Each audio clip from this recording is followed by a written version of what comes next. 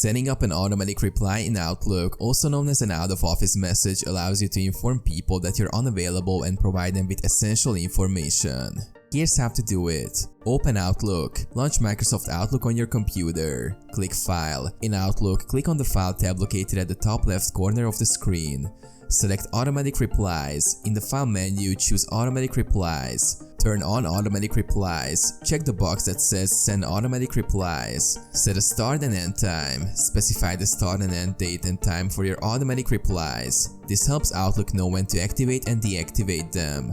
Compose your message. In the text box, type your automatic reply message. This can include information such as the dates you will be out, the reason for your absence, and alternative contact information if necessary. Options. You can choose to limit automatic replies to people within your organization or customize responses for people outside your organization. There's also an option to send responses to your contacts only. Save.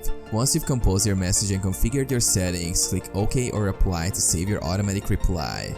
Turn off automatic replies. Remember to return to this menu and turn off automatic replies when you're back.